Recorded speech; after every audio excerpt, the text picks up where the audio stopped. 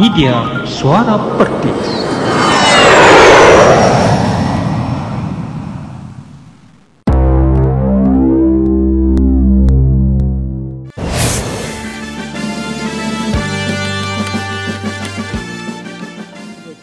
Peserta yang ke-9 yang khutbahnya sangat menarik sebenarnya, fadilat solat subuh.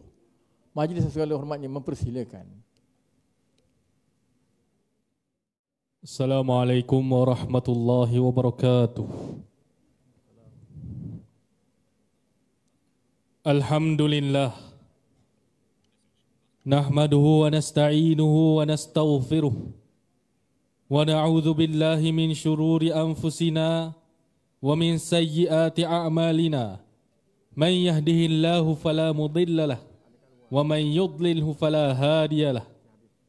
أشهد أن لا إله إلا الله وحده لا شريك له وأشهد أن محمدا عبده ورسوله اللهم صل وسلم على محمد وعلى آله وأصحابه ومن تبعهم بإحسان إلى يوم الدين.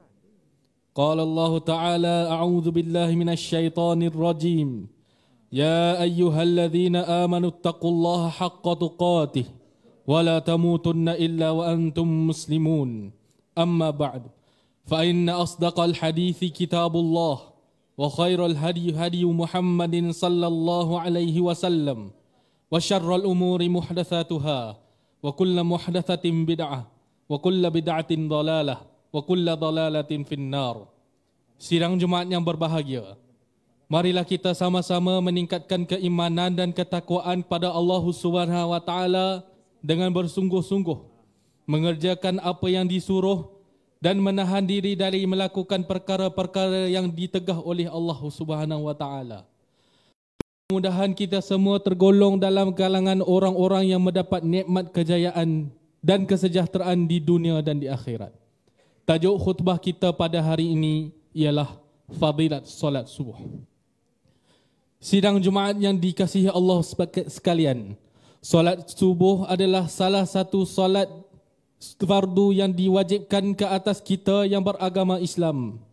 Rasulullah SAW dan para sahabatnya radhiyallahu anhum sangat mengambil berat tentang solat subuh dan sentiasa melaksanakan solat subuh secara berjamaah di dalam kehidupan mereka. Barang siapa yang mengetahui betapa besarnya kepentingan atau kelebihan solat subuh secara berjamaah, maka dia pasti akan datang melaksanakan walaupun dalam keadaan merangkak. Seperti mana yang disabdakan oleh Rasulullah SAW dalam sebuah hadis, Inna athqala salatin alal munafiqina salatul isya'i wa salatul fajr walau ya'lamuna ma fihima la'atauhuma walau habwa. Artinya, sesungguhnya solat yang paling berat bagi orang munafik adalah solat isya' dan solat subuh. Sekiranya mereka mengetahui apa yang terdapat pada keduanya, nescaya mereka akan mendatanginya walaupun dalam keadaan merangkak. Hadis ini juga menjelaskan kepada kita bahawa solat subuh merupakan salah satu solat yang berat untuk dilaksanakan oleh orang-orang munafik. Ini kerana untuk melaksanakan solat subuh memerlukan kekuatan iman, usaha dan keazaman yang tinggi.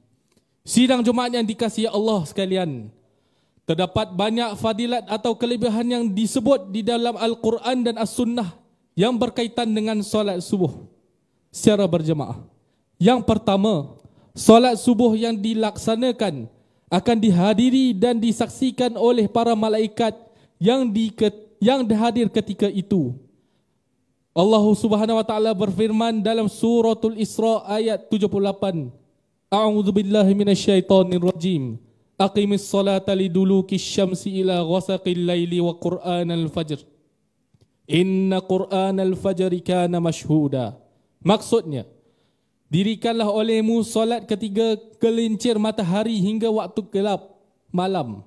Dirikanlah solat subuh. Sesungguhnya solat subuh itu adalah disaksikan oleh para malaikat malam dan siang. Al-Imam Ibn Kathir rahmatullahi alaih menafsirkan dari firman Allah Subhanahu wa taala wa Qur'an al-Fajri dalam ayat ini ialah solatul fajr, solat subuh. Yang kedua, solat subuh menjanjikan syurga kepada sesiapa yang melaksanakannya. Rasulullah SAW bersabda, "Man sallal bardaini dakhalal jannah." Artinya, barang siapa melaksanakan solat pada dua waktu yang dingin, maka dia akan masuk syurga. Hadis riwayat Al-Bukhari. Dua waktu yang dingin yang dimaksudkan dalam hadis itu ialah pada waktu solat subuh dan solat asar.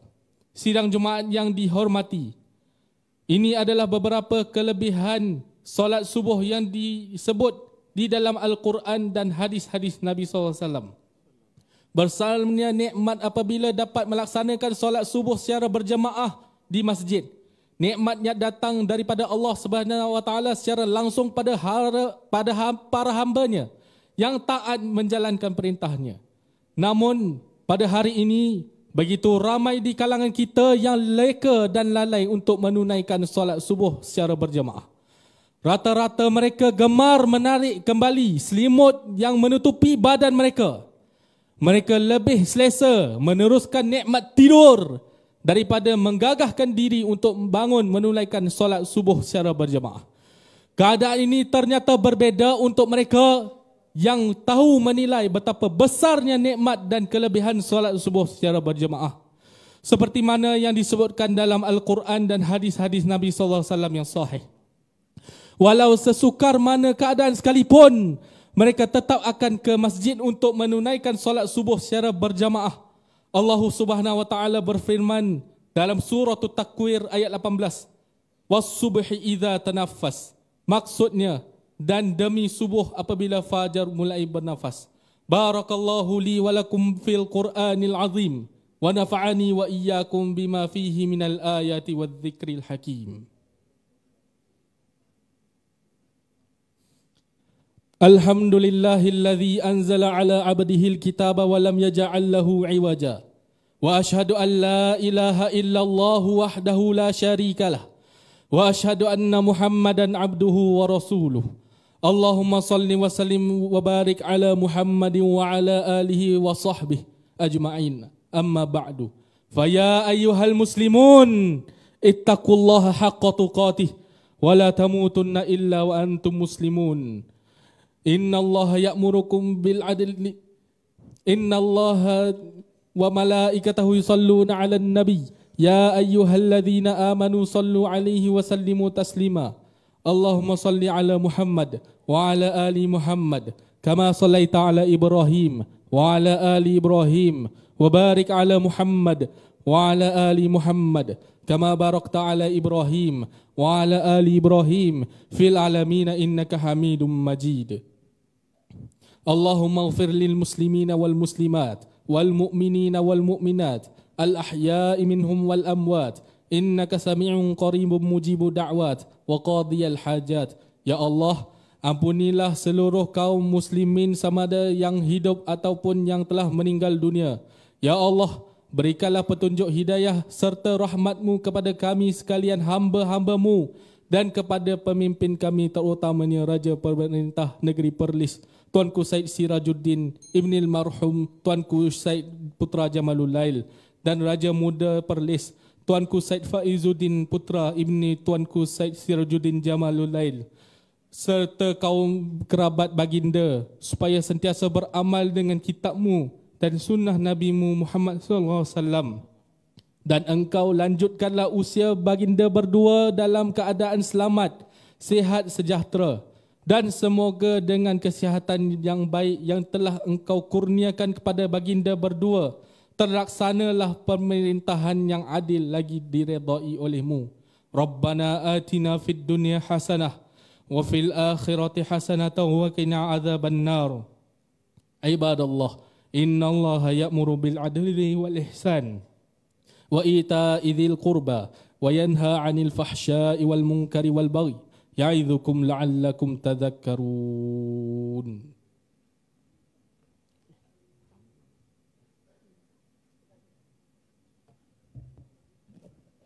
Ya, majlis merakamkan jutaan terima kasih kepada khatib kita tadi, saudara Tan Mek Fong. daripada Masjid Lembah Subang 2.